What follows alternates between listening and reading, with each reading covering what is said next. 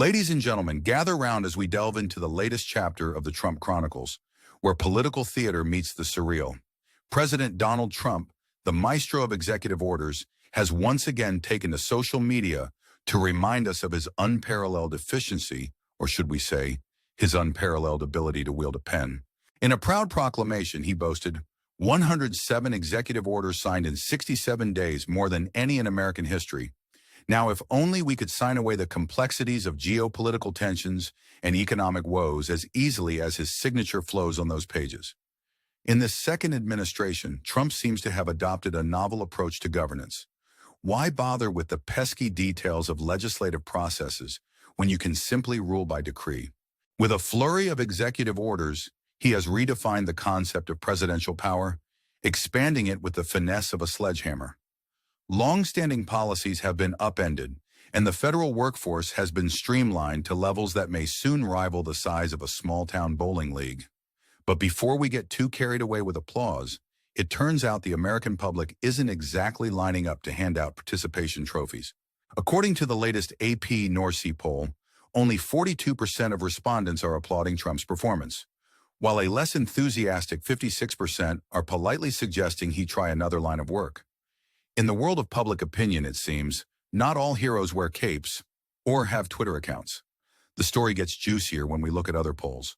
Reuters Ipsos placed Trump at a slightly more favorable 45% approval rating, but even Fox News, the network that famously cosplays as a fan club, showed a 49% approval rate, just shy of a majority, like a poorly attended birthday party.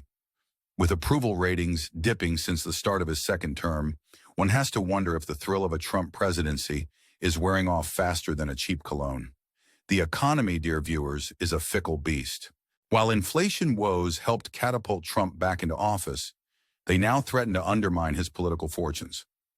Only 40% of respondents in the AP NORC poll gave a nod of approval to Trump's economic stewardship, leaving 58% shaking their heads in dismay. Trade negotiations, too, are proving to be a thorny issue, with a 38% approval rating that suggests Trump's approach to tariffs might just be the diplomatic equivalent of a bull in a china shop.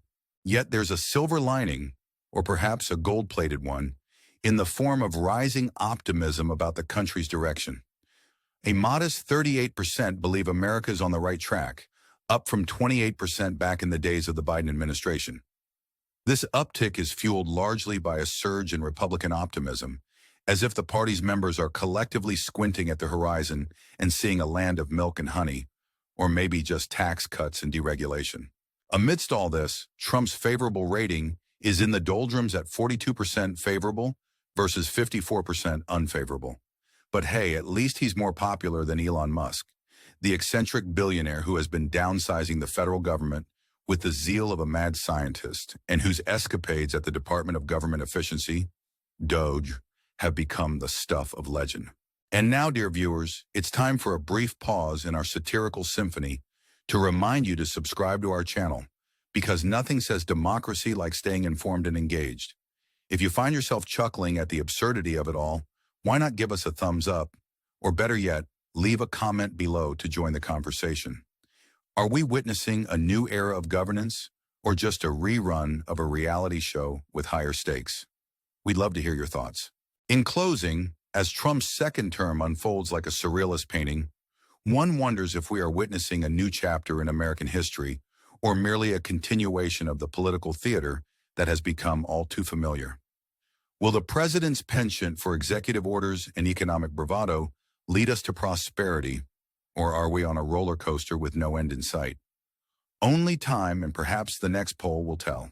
Until then, stay tuned, stay skeptical, and remember, politics is the art of looking for trouble, finding it everywhere, diagnosing it incorrectly, and applying the wrong remedies.